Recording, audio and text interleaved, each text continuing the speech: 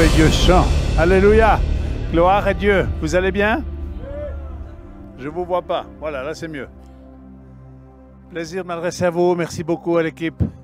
Un peu limitée, mais vous avez fait un super bon boulot. Et on a pu louer et adorer Dieu ensemble. Merci beaucoup. Merci beaucoup.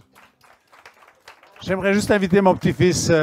Il a une onction prophétique qui est naissante et voulait partager nos deux pensées. Donc je te laisse partager. Je prêche après toi. J'avais à cœur de continuer dans ce quoi on était parti pendant cette célébration. Et quand je suis arrivé, Dieu il m'a révélé son plan pour cette église. Et je voyais que vous étiez une église qui vous honoriez les uns les autres, qui honoriez chaque secteur. Et dans la prière, avant la célébration, ils ont pris du temps pour prier pour chaque secteur. Et en fait, je voyais que Dieu, il allait amener une onction nouvelle, il allait déposer son huile sur chaque secteur de l'église. Et il va commencer à vous honorer un à un. Et il y a vraiment cette première place qui vous appartient. Cette première place dans le royaume qui vous appartient. Il va vraiment amener une onction nouvelle dans les différents secteurs de cette église qui vont pouvoir le servir encore plus haut, encore plus grand. Je voyais une onction nouvelle, un vent frais qui va arriver sur cette église. Une génération nouvelle qui va se lever. Et je voyais pendant ce temps de louange où on avait de la musique qui est explosive, qui tremblait. Moi, ça me faisait trembler à l'intérieur et j'aime ça. Et en fait, l'enfer, il est en train de trembler de peur. C'est en train de résonner chez eux. Et ils sont en train de se boucher les oreilles. Et lors de ces temps de tremblement, ces temps d'explosion, il y a des murs qui vont tomber pour cette église aussi. Un nouvel horizon, plus beau que jamais, qui va arriver. Et alors que vous disiez, on veut être là les uns pour les autres, on veut se soutenir. Dieu il est en train de soutenir votre église. Il est en train de vous soutenir, à vous pousser vers l'avant. C'est ce que je recevais pour cette église. Et je recevais aussi pour toi, le caméraman. Je suis désolé, je connais pas ton nom. Excuse-moi. Ménélique. Je devrais suivre cette célébration et c'est quand même assez sportif de devoir aller un bout à l'autre de la scène. Mais en fait, c'est comme si tu suivais le plan de Dieu. Tu étais à la recherche et tu suivais où il allait et tu te déplaçais avec lui. Et je crois que tu vas être enseigné par lui en personne. Et qu'en fait, tu vas être inspiré et tu vas inspirer les autres autour de toi. Je te voyais vraiment te tenir debout, droit. Et en fait, avoir été enseigné et de pouvoir retransmettre cet enseignement. Et en fait, c'est un enseignement qui vient de Jésus. Et tu vas inspirer d'autres et ta génération. Voilà, je vous bénis. Soyez bénis. Merci. Donc pour ceux qui n'ont pas entendu, c'est notre petit-fils. Il nous a dépassé en grandeur, mais ça reste notre petit-fils. Ou l'un de nos petits-fils. Gloire à Dieu. J'aimerais partager avec vous ce soir sur un thème qui est lié à un bouquin que j'ai lu là, tout au début de l'année et que j'aimerais vous recommander. Vous devez le trouver chez nous normalement, Gospel Diffusion. C'est Briser l'intimidation. L'intimidation, c'est une arme vraiment diabolique de l'ennemi qu'il utilise à tous les niveaux de la société, que ce soit pour les peuples, pour les gouvernements, pour le monde politique, pour le monde social, etc. Le diable cherche à intimider avec un objectif, c'est de nous voler notre force, c'est de nous voler notre courage, c'est de nous voler notre capacité de marcher dans notre destinée et dans l'appel que Dieu a préparé pour nous. Et je pense qu'il n'y a aucun d'entre nous qui peut dire « moi, j'ai échappé à l'intimidation ». Donc, l'intimidation est une force diabolique qui agit à tous ces niveaux-là. Le diable connaît ton nom, mais il t'appelle par ton péché. Dieu connaît ton péché et il t'appelle par ton nom. Mais le diable, il veut toujours te ramener à ton péché, à ta condamnation, alors que Christ t'a pardonné depuis longtemps. Et comme souvent je vois cela avec des personnes qui ont eu des situations difficiles, et puis il y a eu des manquements dans leur vie, ils ont obtenu grâce et le diable est toujours en train de ressoulier, toujours en train de remettre une couche supplémentaire pour condamner, pour créer de l'intimidation, pour dire toi tu ne peux pas parce que tu as manqué dans tel ou tel domaine. Est-ce qu'il y en a qui n'ont pas manqué dans un domaine ou un autre parmi nous? On a tous une nature de péché, n'est-ce pas? Et on a tous manqué dans 3 domaines, dans nos pensées, dans nos paroles et dans nos actions. Il n'y a aucun de nous qui peut prétendre n'avoir pas manqué dans ces domaines-là. Donc, on ne se doit pas grand-chose les uns les autres et nos bénéfices de la grâce de Dieu. Et il faut qu'on sorte de ce côté où on est condamné, etc. Et plus on va s'approcher de Dieu, plus on va marcher avec Dieu, plus on va vaincre et dominer cette puissance diabolique qui est là pour nous empêcher. Et puis, le diable est jaloux de ce que Dieu vous a donné, mes frères et sœurs. Jésus dit qu'il nous a donné une autorité, une puissance. On voit ça dans Luc 10, 19, c'est une citation que je fais assez souvent, où il est dit que nous pouvons marcher sur toute la puissance de l'ennemi et que rien ne pourra nous nuire. Et le diable est enragé de cela. Il veut essayer de t'enlever cette autorité que Jésus t'a donnée. Et le Saint-Esprit vous a donné une puissance. Dans Acte 1, verset 8, il est dit, vous recevrez une puissance. Vous avez reçu une puissance, c'est celle du Saint-Esprit. Et là aussi, le diable dit, non, toi, tu ne peux pas. Non, tu n'es pas à la hauteur. Non, tu ne peux pas exercer le don parce que tu n'as pas reçu le don. Et il veut t'intimider de tant de manières pour t'empêcher de marcher dans la destinée que Dieu a préparée pour toi. Alors, il y a 2 possibilités qui s'offrent à nous. C'est soit de se laisser dominer par l'intimidation ou de la dominer. Je pense que la deuxième solution est meilleure que la première. Mais parfois, malgré nous, lié parfois à notre éducation, lié au style de vie ou l'endroit dans lequel on a été éduqué, eh bien, on reste sous un joug. Avec mon épouse, on voit ça malheureusement que trop souvent où les gens sont restés sur des jougs pendant des années. Pendant des années. Cette semaine, nous étions avec un couple et l'homme dit, il ne nous reste plus qu'à mourir et être oublié. Juste parce qu'il y a eu des problèmes dans leur vie et qu'ils n'ont pas trouvé le chemin. Et c'est des gens qui aiment Dieu, c'est des gens qui ont marché avec le Seigneur, avec des défaillances, c'est sûr, mais il y a tellement la grâce de Dieu qui est là. Et il ne faut pas qu'on se laisse intimider par l'ennemi. Combien d'enfants sont blessés par des paroles dévalorisantes que parfois tu as entendues dans ta petite enfance? Combien d'adultes restent faibles car les parents ne les ont pas établis dans leur identité? J'ai un homme en face de moi cette semaine, il a mon âge, il pleurait, il a dit « Mon père ne m'a jamais aimé. Ma mère m'a dit « On aurait toujours aimé une fille. Et malheureusement, tu es un mec. » Et tu as traversé presque la totalité, en tout cas le 90% de ta vie, et puis tu as l'impression que tu ne vaux rien. Alors que c'est des gens pleins de talents, plein de possibilités. Mais l'ennemi est venu comme avec cette puissance d'intimidation, essayer de les rendre stériles, de leur faire croire qu'ils ne sont pas valables. Il ne faut pas qu'on reste sous cette puissance-là. Combien des peurs, des blocages dans le domaine de la sexualité, combien de moqueries on a subi, parfois de la part de nos frangins, de nos frères et sœurs dans les familles, parfois de la part des adultes, parfois de la part de nos profs, parfois de la part d'un patron qui dit « tu fais pas ton boulot comme il faut », etc. Et puis on est blessé. Et au lieu qu'on ait de la force pour aller de l'avant et progresser, eh bien on commence à régresser. Puis on commence à dire « oui, finalement, il a raison. Je ne peux pas y arriver, je n'ai pas ce qu'il faut. » Oui, tu as ce qu'il faut, parce que ta ressource, elle est dans le Seigneur. Amen.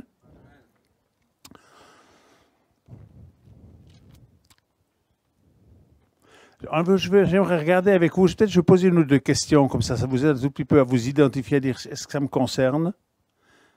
Avez-vous du mal à dire non? Avez-vous peur de la confrontation? Acceptez-vous un compromis pour éviter un conflit? Vos décisions sont-elles basées sur le désir de plaire aux autres? D'autres personnes dominent-elles votre vie? Vous ne devez pas vous laisser dominer par les autres. On est appelé à se laisser aimer. On ne se doit rien les uns les autres. Après, Dieu nous a donné des fonctions, des choses différentes, mais on n'est pas supérieurs les uns aux autres. Ce qui est important, c'est que nous accomplissions ce que Dieu a prévu pour nous. J'aimerais regarder avec vous un premier texte qu'on trouve dans l'épître, la 2e épître de Timothée, au 1er chapitre, donc 2 Timothée, chapitre 1er. Et j'aimerais lire le verset 6 et 7, et même le début du verset 8. C'est pourquoi je t'exhorte à ranimer le don que tu as reçu par l'imposition de mes mains. Ranimer le don que tu as reçu. Quels sont les dons que tu as reçus? Il y a très probablement dans ta vie des dons naturels. Puis il n'y a pas que... Vous savez, parfois dans les églises, on s'est un petit peu gouré. On a pensé que ce qui est important, c'est plus que le spirituel. Puis on a négligé les choses naturelles que Dieu nous a données. Il y a beaucoup d'entre vous, vous avez des dons naturels. Des capacités de faire des choses extraordinaires, d'être inventifs, d'être ingénieux, etc. Et aussi évidemment dans le spirituel. Et ici, Paul dit à son fils, pourquoi il doit ranimer? C'est parce que ça s'est éteint. Et Dieu aimerait nous dire ce soir, ranime le don que tu as reçu. Et puis ensuite, il dit, car ce n'est pas un esprit de timidité que Dieu vous a donné, mais un esprit de force, d'amour et de sagesse. Waouh! C'est pas un esprit de timidité. Est-ce qu'il y a des gens timides parmi vous, parmi nous? Moi, j'en connais un. Moi, j'étais très timide. Alors, je ne le suis plus par la grâce de Dieu. Parce que quand l'Esprit de Dieu m'a visité, j'ai pris position et j'ai dit, je ne resterai pas dans cette timidité, qui était une timidité affreuse. C'était comme quelque chose de maladif. Mais j'ai choisi que je ne resterai pas dans la timidité. Et si ce soir tu te dis, moi je suis timide, moi je suis craintif, j'ai peur j'ai la crainte des hommes, j'ose pas affronter, j'ose pas dire ce que j'ai à dire, etc. Ne reste pas dans la timidité. Ici, l'apôtre Paul dit, Dieu ne vous a pas donné un esprit de timidité. Ce qui veut dire que la timidité est un esprit. Mais il continue en disant, Dieu vous a donné un esprit de force, d'amour et de sagesse. Donc il y a deux choses qu'on doit retenir dans ce texte, c'est que la timidité, quelque part, pourquoi il doit ranimer? Il met ces deux choses ensemble, l'apôtre Paul. Il dit, tu dois ranimer parce que la timidité, elle t'a empêché d'aller là où tu devais aller. Donc première chose, tu dois ranimer parce que la timidité t'a empêché d'être ce que tu devais être. Et puis il dit ici, la timidité, c'est un esprit. C'est pas juste moi je suis timide, etc. J'ai toujours été comme ça. Mais oui, on est tous venus avec certaines tares et certains manquements dans nos vies, mais ça ne veut pas dire qu'on doit rester là. Et à un moment donné, c'est soit tu domines, soit tu es dominé. Il y a seulement ces deux possibilités. Ça a commencé dans Genèse 4, avec Caïn et Abel. Le sacrifice d'Abel est agréé, le sacrifice de Caïn n'est pas agréé par Dieu. Dieu va parler à Caïn et il lui dit, tu vas relever ta tête. Mais fais attention parce que le péché se couche à ta porte et il cherche à te dominer, mais toi domine sur lui. Puis Caïn, il dit, oh, frustré probablement, il dit, je ne dominerai sur rien du tout. Qu'est-ce qui s'est passé? Ben, le péché l'a dominé et il a tué son frère. Premier meurtre dans l'histoire de la Bible, dans Genèse 4. Donc, domine, ranime ce que Dieu t'a donné. Tu dis, je ne resterai pas en arrière. Et si tu ne démarres pas à un moment donné, tu vas toujours dire, oui, mais les autres font mieux que moi je suis moins bon que les autres, etc. Deviens un instrument de Dieu. J'aimerais vous dire, bien-aimés, le projet de Dieu pour chacune de vos vies, sans exception, quel que soit ton âge, quel que soit ton rang social, le projet de Jésus. Jésus a dit que Dieu va être glorifié, Dieu le Père va être glorifié. Et vous qui êtes avec nous sur les réseaux, Dieu va être glorifié si vous portez beaucoup de fruits. Amen. Et beaucoup de gens disent, oui, mais moi, je suis juste un tout petit arbre, je porte un tout petit peu de fruits. Non, le projet de Dieu, c'est que tu puisses porter beaucoup de fruits. Et les fruits, c'est pas seulement une hyper spiritualité. Je suis sans cesse en train de dire à des gens, soyez équilibrés entre le naturel et le spirituel. Soyez pas trop déséquilibrés en pensant qu'il y a plus que... C'est plus tu pries. Oui, nous devons prier. Oui, nous devons être en communion avec notre Dieu. Mais nous devons vivre aussi une vie qui est équilibrée dans le naturel. Donc, je vous encourage à vous rappeler que nous devons ranimer. C'est quelque chose qui s'est un petit peu éteint. Dans d'autres textes, il est dit que Dieu n'aime pas ceux qui sont tièdes. Quelque chose qui est tiède, c'était chaud à un moment. Hein? À un moment donné, c'était chaud, puis ça s'est refroidi. Et puis, enfin, ce que Jésus dit par la bouche de l'apôtre Jean, il dit les tièdes, je les vomirai de ma bouche. Alors, on n'a pas envie d'être des tièdes, n'est-ce pas? Et je pense que si vous êtes là ce soir, c'est parce que vous n'avez pas envie d'être des tièdes, mais que vous voulez venir louer, adorer Dieu et faire partie du corps de Christ et dire on ne laissera pas l'ennemi nous dominer. C'est nous qui allons le dominer. J'aimerais vous inviter dans une autre lecture de l'Ancien Testament, une histoire qui est bien connue, donc je ne vais pas m'y arrêter longtemps, mais je veux souligner un ou deux aspects. C'est dans le livre de Samuel. C'est l'histoire de David.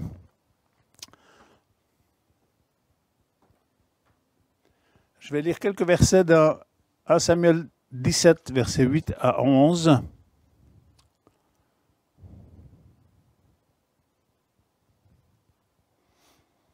Là.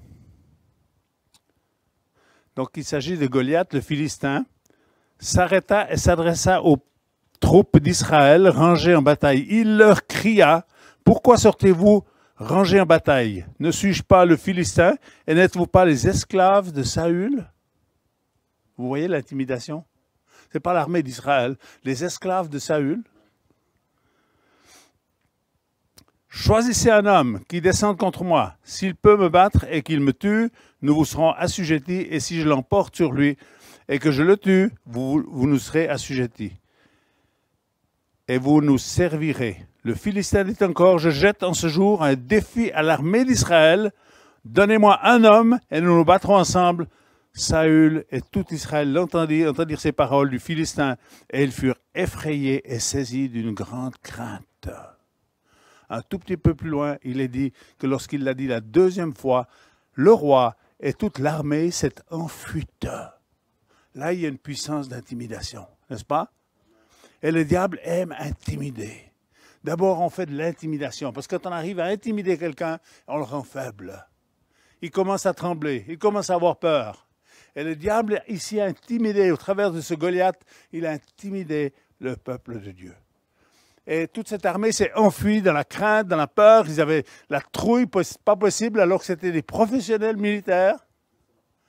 Mais parmi eux, il y a un jeune homme, David. Et lui, il n'est pas intimidé. Alors ça met en colère son frère aîné, Eliab, qui était l'un des militaires, probablement un des officiers dans l'armée de Saül. Et puis David, il dit ceci au verset 26. Qui est donc ce Philistin, cet incirconcis, pour insulter l'armée du Dieu vivant? Un peu plus loin, verset 32. David dit à Saül que personne ne se décourage à cause de ce Philistin. Ton serviteur ira se battre avec lui.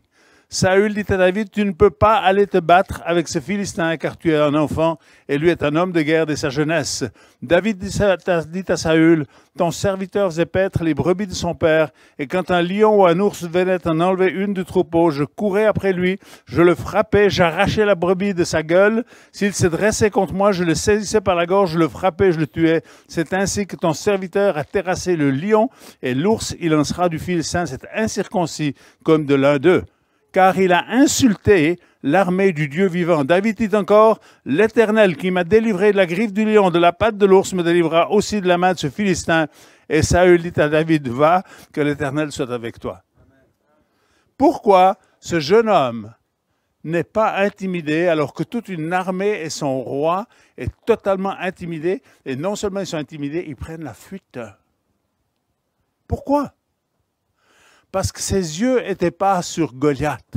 Ses yeux étaient plus hauts. Et ses yeux étaient sur le Seigneur, sur le Dieu d'Israël, sur l'Éternel des armées. Et il savait que si Dieu a pu le délivrer de la patte du lion, et des griffes du lion et de la patte de l'ours, il pouvait aussi le délivrer de ce Philistin. Alors que humainement, c'était le dernier des choix à faire d'envoyer un jeune homme, non, qui ne sait pas manier les armes, qui n'a pas d'armure avec lui. Et d'ailleurs, ils essayent de lui mettre l'armure de Saül. N'acceptez pas de porter l'armure de quelqu'un d'autre. Dieu en a une en réserve pour chacun de vous, et celle-là, elle vous ira bien. Quand on veut prendre celle de quelqu'un d'autre, habituellement, on n'est pas à l'aise. On est soit trop grande, soit trop petit. Vous savez, ça a déjà été vécu dans des habits trop serrés. Hein? Quand ça commence à serrer, puis etc. On vit ça surtout quand on est enfant, parce qu'on grandit, puis tout à coup les habits deviennent trop petits. Ben, on n'est pas assez là, c'est pas là qu'on est le plus à l'aise. Mais David n'était pas intimidé. Et David est allé contre Goliath parce que sans aucune intimidation. Et il fallait cela, sinon c'était impossible d'aller confronter Goliath. Si tu allais avec la peur au ventre, en disant, bon, je me tuer. Non, non, il allait avec la conviction que Dieu est avec lui. Celui qui l'avait préservé du lion et de l'ours allait aussi le préserver de l'influence de ce Philistin. Et on connaît la suite de l'histoire et on sait que David est devenu grand et qu'on connaît David aujourd'hui à cause de quoi? À cause de Goliath. S'il n'y avait pas eu Goliath, on connaîtrait peu de choses sur David, probablement, mais parce que l'histoire a commencé avec une confrontation. Alors vous devez vous poser une question. Est-ce que les confrontations spirituelles auxquelles nous faisons face, aux intimidations du diable auxquelles nous faisons face, est-ce qu'elles ne peuvent pas devenir les choses qui vont nous faire grandir? Est-ce que c'est des choses qui vont nous écraser ou c'est des choses qu'on va confronter et dominer? Quelqu'un a dit, ce que tu fuis te poursuit, ce à quoi tu fais face s'efface. J'aime beaucoup cette parole. Ce que tu fuis te poursuit, mais ce à quoi tu fais face s'efface. Et vous savez, on est tous les mêmes. Des fois, c'est un ami qui disait cela, il était dans les assurances, il venait de faire une affaire géniale. Il a dit, je pense que c'était une de mes meilleures affaires que j'ai faites. C'était une entreprise, elle a mis toutes ses assurances chez lui. Il a fait assurance sur assurance, il dit, j'ai jamais fait une affaire pareille. J'étais très content. Le lendemain matin, j'ai un appel sur le répondeur du téléphone. Ce monsieur est en train de me rappeler. Et il a dit, ma première réaction, c'était de dire, tiens, il veut annuler les assurances qu'on a fait hier. Et lui, il se rappelait de cette parole du psaume 112 au verset 7 qui dit que l'homme de bien ne craint pas les mauvaises nouvelles. Alors il a dit, ma première réaction, c'était de prendre ça et de dire, tiens, mais sous la pile, on arrêtera ça plus tard, parce que sûrement que c'est une mauvaise nouvelle. Mais ensuite, il se rappelait de ce verset qui disait que l'homme de bien ne craint pas les mauvaises nouvelles. Donc, il a pris son téléphone, il a rappelé son client, il dit, vous avez laissé un message sur le répondeur, qu'est-ce que je peux faire pour vous? Il dit, monsieur, j'ai oublié une assurance que je voulais faire en plus chez vous. Est-ce qu'on peut faire ça aujourd'hui? Et parfois, dans nos vies, il y a des peurs qui viennent, il y a des choses qui viennent nous intimider en disant, mince, ça va louper, ça va pas marcher. Et puis, on a commencé à avoir peur. Et quand on commence à avoir peur, habituellement, c'est là qu'on dégringole. Mais si on ose faire face, si on ose dire, l'Éternel est avec nous, Dieu est avec nous, et ça ne veut pas dire qu'il y a toujours tout qui réussit de cette manière-là, mais cette parole, elle est quand même tellement forte. J'aimerais aller vers un dernier exemple qu'on va trouver dans le livre des rois, c'est l'histoire d'Élie. Élie était un prophète remarquable. C'était un prophète qui était puissant. Hein? Quand on lit dans l'Épître de Jacques, il dit qu'Élie était un homme de la même nature que nous.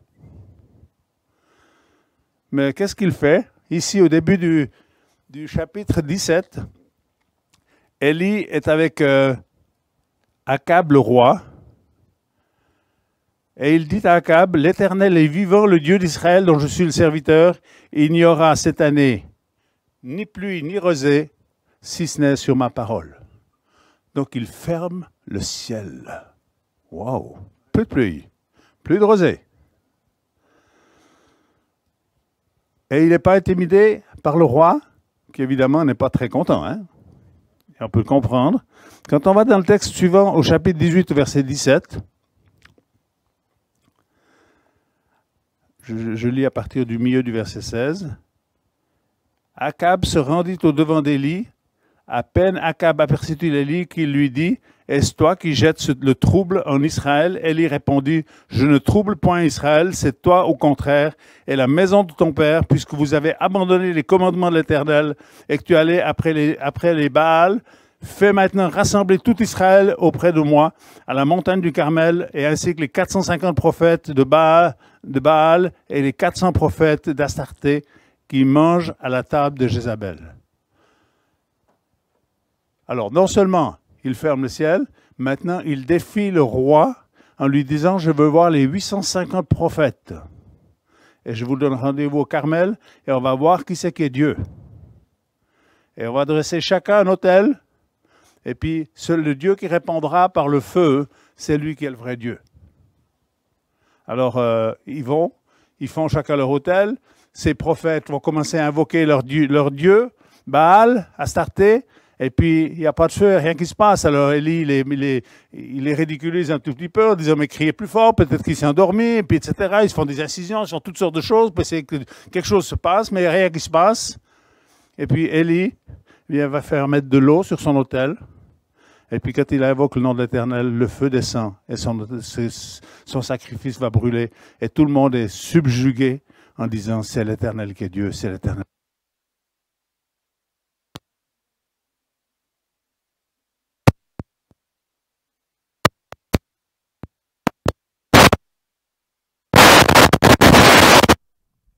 Non seulement il va faire cela, mais ensuite il fait rassembler ces 850 prophètes et il va les égorger. Il ne faut pas être intimidé pour faire ça. Hein? Et Élie, il reste droit comme un i, pas d'intimidation. Mais un tout petit peu plus loin dans le texte, dans le chapitre, non, toujours dans le chapitre 18, ouais, je vais vous épargner ce texte-là, au début du chapitre 19, Akab, donc le roi, rapporta à Jézabel tout ce qu'avait fait Élie et comment il avait tué par l'épée tous les prophètes. Jézabel envoya un messager à Élie pour lui dire que les dieux me traitent dans toute leur rigueur si demain à cette heure je ne fais pas de ta vie ce que tu as fait de la vie de chacun d'eux. Élie, voyant cela, se leva, s'en alla pour sauver sa vie. Élie est inflexible, aucune intimidation, ni de la part du roi, ni de la part des faux prophètes. Et là, il y a une femme, Jézabel, qui le menace et Élie perd ses moyens. Si on écoute les psychologues, ils vont dire Élie, il avait un problème, il a peur des femmes. C'est pas vrai. Parce qu'il y avait autant de femmes et d'hommes dans le peuple d'Israël, Élie n'avait pas peur des femmes. Derrière la situation de Jézabel, il y a une puissance spirituelle. Il y a un esprit diabolique. Parce qu'elle faisait de la sorcellerie et toutes sortes de choses vraiment dans le monde occulte, opposées à Dieu. Et là, tout à coup, l'intimidation va frapper Élie, à tel point que non seulement Élie va prendre la fuite, qu'il va marcher dans le désert, à une journée de marche, et après cette journée de marche dans le désert où il sait maintenant je suis assez loin, il s'adresse à Dieu, il dit Dieu, ôte-moi la vie, je ne suis pas meilleur que les autres, je ne mérite plus de vivre, prends-moi la vie. Alors Dieu lui dit, écoute, c'est pas ton travail n'est pas terminé. Hein? Donc il va envoyer un ange qui va le nourrir, qui va s'occuper d'Élie, et puis Élie va revenir et va reprendre la route. Mais là, c'est un passage difficile, comme il peut y en avoir parfois dans nos vies. Parfois, on est fort face à certaines épreuves, on traverse, et parfois une toute petite chose, tout à coup, nous atteint, et puis nous met par terre. Puis on se dit, mais pourquoi? Pourquoi je suis sombré? Pourquoi je n'ai pas tenu le coup? Donc, j'aimerais vous encourager à ce qu'on puisse vraiment apprendre à discerner là où le diable nous a intimidés, mais surtout à dominer cette intimidation. À dominer cette intimidation. Durant cette période de 2 ans du Covid, il y a beaucoup de gens qui ont été intimidés. Il y a eu beaucoup de peur. Aussi parce qu'on a trop écouté certains hommes plutôt que d'écouter Dieu. J'ai un homme qui m'a écrit une grande épitaphe, assez au début du Covid, en me disant, Werner, on s'est fait avoir, c'est catastrophique, c'est en train de se passer, le diable va venir, il va nous marquer la marque de la bête. J'ai dit, tu as lu quoi comme chapitre dans ta Bible ce matin? J'ai dit, lis les derniers versets de l'évangile de Matthieu. Jésus dit, je suis avec vous tous les jours jusqu'à la fin du monde. Oui, il y aura des difficultés, oui, il y en a. Mais restons fermes. Ne nous laissons pas effrayer. Aujourd'hui, avec cette guerre en Ukraine, c'est proche de nous, ça, hein, quand même. Et bien sûr que nous devons avoir compassion de ces gens qui souffrent, et puis sans prendre tout de suite parti en disant les méchants, c'est tous les Russes, puis les gentils, c'est tous les Ukrainiens. Nous connaissons les choses en partie. C'est sûr qu'il y a des gens méchants. C'est sûr que M. Poutine est un dictateur. Et il y a des décisions qui sont prises par lui et par ses proches qui sont absolument pas démocratiques. On ne parle pas avec les autres, on décide, et puis les autres vous subissez. Et ceux qui vont subir aussi bien en Ukraine que malheureusement aussi en Russie, eh bien, ce n'est pas les grands, c'est les petits qui vont souffrir, qui vont manquer, etc. Donc nous devons avoir compassion, mais nous devons faire attention de ne pas nous laisser effrayer et intimider. Beaucoup de gens, hier j'ai une personne qui m'a écrite, elle m'a dit, Pasteur Werner, est-ce qu'on ne peut pas faire une prière pour arrêter la guerre?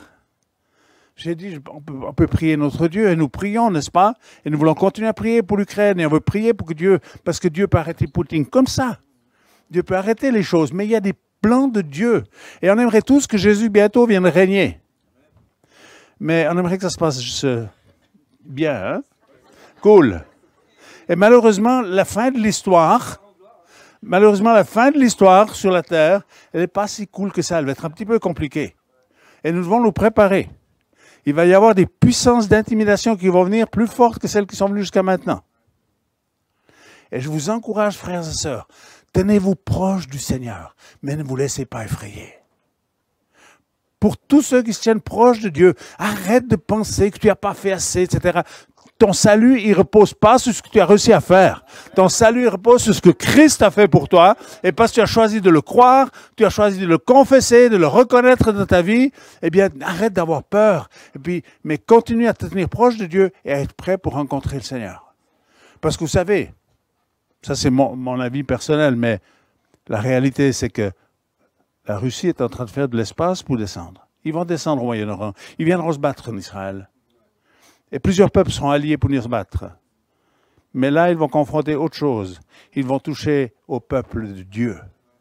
Et Dieu lui-même va intervenir de façon surnaturelle. Et tout le monde va dire, tiens, ça, c'est pas juste un homme de guerre qui a arrêté le combat, c'est Dieu lui-même qui intervient. Parce qu'il va protéger le peuple d'Israël, même s'ils vont aussi avoir des pertes. Et puis, suite à cela, il y aura très probablement une coalition qui va se faire.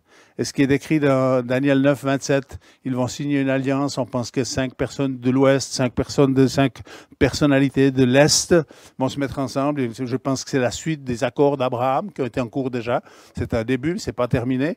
Et là, ils vont signer un accord. Et puis, on va rentrer dans un règne qui est celui de l'Antichrist, ces 7 dernières années, où on espère que Dieu nous soustraira à cette période-là et que l'Église sera enlevée avant de subir ces dernières tribulations, qui sera une guerre contre Dieu et contre Israël, jusqu'au moment où, après ces 7 ans où l'Antéchrist aura régné, Jésus viendra poser ses pieds sur le mont des Oliviers et nous rentrerons, il établira son règne d'une façon universelle. Il n'y en a pas un qui peut dire, moi je ne suis pas d'accord, là, Jésus va instaurer son règne. Mais en attendant qu'il instaure son règne d'une façon universelle, il veut instaurer son règne dans chacune de nos vies. Quand on dit que ton règne vienne, on dit 2 choses. On dit, Seigneur, viens régner en moi. Et s'il règne en moi, eh bien, on ira régner avec lui. S'il ne règne pas en nous, on n'ira pas régner avec lui. Ce soir, j'aimerais prier pour tous ceux et celles qui disent, moi, j'ai des domaines dans lesquels je suis intimidé. Il y a des domaines dans lesquels je suis fragile. Et parfois, on peut paraître très fort, très costaud. Et puis tout à coup, on est confronté à des petites choses qui nous font reculer, qui nous font baisser la garde en disant, non, là, j'ose pas, j'ai peur. Et j'aimerais que vous deveniez un peuple audacieux, un peuple fort, un peuple qui, pas faire des choses insensées, mais de dire, Seigneur, on reste debout et on avance avec toi, parce que Dieu est avec nous. Et je vais terminer avec cette dernière écriture de Romains 8, 31, 34 à 37.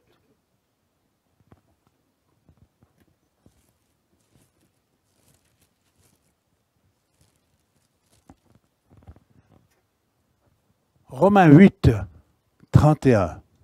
Si Dieu est pour nous, qui sera contre nous? Est-ce que Dieu est pour vous? Amen. Oui. Si Dieu est pour nous, qui sera contre nous? Personne. Lui qui n'a point épargné son propre Fils, mais qui l'a livré pour nous tous, comment ne nous donnera-t-il pas aussi toutes choses avec lui? Qui accusera les élus de Dieu? C'est Dieu qui justifie. Qui les condamnera? Christ est mort, bien plus, il est ressuscité et est à la droite de Dieu et il intercède pour nous. Est-ce que vous savez que Jésus est en train d'intercéder pour vous? Il prie devant le Père pour que tu puisses réaliser ta destinée et accomplir ce qu'il a prévu que tu accomplisses. Et puis ensuite, il dira qu'il nous séparera de l'amour de Christ. Sera-ce la tribulation, l'angoisse, la persécution ou la faim, la nudité, le péril ou l'épée? Selon qu'il est écrit, c'est à cause de nous qu'on nous met, c'est à cause de nous qu'on nous met à mort tous les jours, qu'on nous regarde comme des brebis destinées à la boucherie. Mais dans toutes ces choses, nous sommes plus que vainqueurs par celui qui nous a aimés.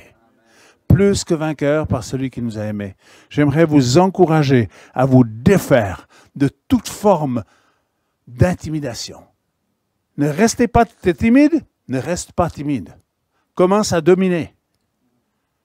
Quels sont ceux qui ce soir disent, moi j'aimerais sortir de l'intimidation que le diable a posée sur moi. Peut-être c'est dans tel domaine, peut-être c'est dans tel autre domaine, où tu dis, vous savez, j'ai rencontré tant de gens. Moi, comme je l'ai dit tout à l'heure, moi j'ai été timide. Il y avait des blocages dans ma vie. Mais à un moment donné, tu peux rester ou tu peux te lever et puis dire, c'est pas le dessein de Dieu pour ma vie. Dieu a quelque chose d'autre. C'est pas un esprit de timidité qu'il veut, c'est un esprit de force, d'amour et de sagesse qu'il veut répandre sur nous. J'aimerais vous inviter, tous ceux qui le souhaitent, à vous lever. J'aimerais prier avec vous. Je veux briser avec vous et j'aimerais que vous puissiez vous-même vous soustraire à toute forme d'intimidation pour que vous puissiez être la personne que Dieu a destinée, que vous soyez. Vous puissiez marcher dans les dons et dans la puissance de Dieu comme Dieu l'a prévu pour chacun et chacune d'entre vous.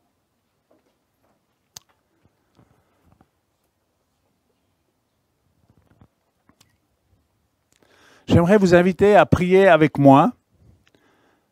Seigneur Jésus, Je veux me soustraire à toute puissance d'intimidation dans quelque domaine que ce soit. Merci Seigneur Jésus, parce que tu es avec moi et personne ne peut tenir contre moi. Je me délie des moqueries de personnes qui m'ont humilié, de personnes qui ne m'ont pas établi de mon identité. Je me délie des mauvaises paroles, des mauvais propos, des circonstances difficiles que j'ai traversées. Je me délie, Seigneur Jésus. Amen. Amen. Gloire à Dieu. Je veux prier. Seigneur Jésus, je prends autorité sur toute puissance d'intimidation qui veut toucher tes enfants, qui veut toucher le peuple de Dieu. Et nous voulons, à l'image de David, Seigneur, ne pas être intimidés parce que nous regardons non pas aux choses visibles, mais nous voulons regarder à tes promesses. Nous voulons regarder à ta parole, Seigneur, et aux promesses de ta parole.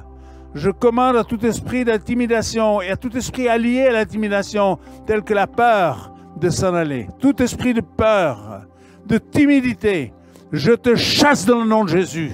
Je brise ton droit et ton pouvoir sur la vie de mes frères et sœurs. Je vous délie de la puissance, de la timidité, de la crainte de l'homme, du rejet, de la culpabilité, de la condamnation. Je brise la puissance de la condamnation, de la non-acceptation de soi, de la difficulté à pardonner à autrui. Je te délie dans le nom de Jésus et je chasse ces esprits méchants qui sont là pour faire obstacle au projet de Dieu dans ta vie, dans le nom de Jésus. Dans le nom de Jésus, je ordonne à tout ce qui est lié à de la tristesse, au stress, au burn-out. Je brise au nom de Jésus ces esprits qui veulent te rendre faible. Les blocages dans le domaine de tes paroles, de ton expression, dans tes projets, dans l'exercice des dons spirituels, dans le domaine des émotions. Je prends autorité sur les esprits de mensonges qui te disent que tu vas payer, que tu n'es pas digne. J'ordonne à ces voix de se taire dans le nom de Jésus. Ces voix qui te disent que tu n'es pas viril, que tu n'es pas capable. Je brise cette puissance diabolique dans le nom de Jésus. Je confronte tout ce qui est à l'intérieur de toi veut t'empêcher de relever ta tête, de te réjouir, de donner gloire à Dieu et de marcher dans les voies et les projets que Dieu a préparés pour toi. Je veux prier que tout ce qui dans ta vie a été blessé au travers de l'intimidation, au travers des choses difficiles et douloureuses que tu as vécues, je prie qu'il y ait une puissance de guérison qui descende sur toi en cet instant. Une puissance qui apporte la guérison là où tu as été blessé, là où tu as pris des coups, là où tu étais affaibli, là où il y a eu des chocs émotionnels. Seigneur, viens guérir ces blessures de l'âme. Viens guérir, Seigneur, aussi tout ce qui dans nos corps est le résultat, Seigneur, d'une intimidation en disant tu ne mérites pas la guérison. C'est un mensonge du diable. Seigneur Jésus, je te remercie parce que tu es l'Éternel qui guérit. Et dans tes meurtrissures, alors que nous avons partagé la scène tout à l'heure, dans ce pain, de ce corps qui était meurtri, Seigneur, il y a la guérison. Et je libère cette onction de guérison sur vos vies dans le nom de Jésus. Ces guérisons profondes de votre identité. Tu as une identité de fils et de fille de Dieu. S'il y avait l'un ou l'autre d'entre nous qui n'est pas au Seigneur ce soir, que vous soyez sur les réseaux, soyez ici dans la salle, je t'encourage, tourne-toi vers ton Dieu. Parle à ton Dieu. Dis-lui que tu veux le connaître. Peut-être tu dis, je ne suis pas sûr qu'il existe.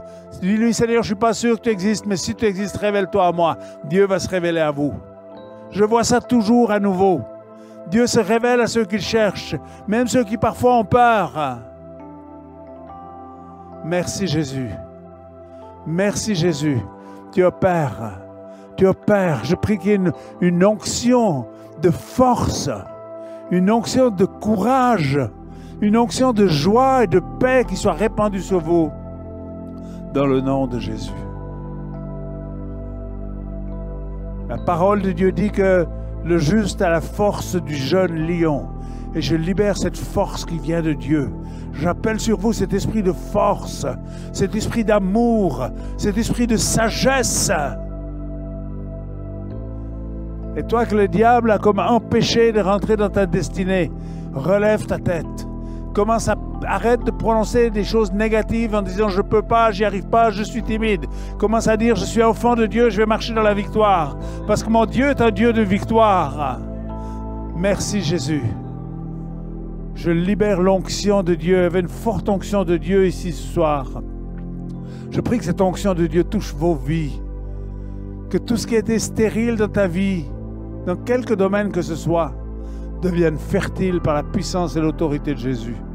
Que les semences que tu as semées dans ta vie, en amour, en paix, en aide, en don d'une manière ou d'une autre, je prie que les semences que tu as semées poussent et portent un fruit abondant dans ta vie et que tu deviennes une source de bénédiction pour tant d'autres personnes dans le nom de Jésus. Amen. Alléluia. Gloire à Dieu. Merci Jésus. Merci Jésus. Il est le libérateur. Merci beaucoup de votre attention. Que Dieu vous bénisse. Je vous souhaite une bonne semaine et marchez dans la victoire. Et quand l'ennemi viendra, résistez-lui et dominez sur lui. Amen.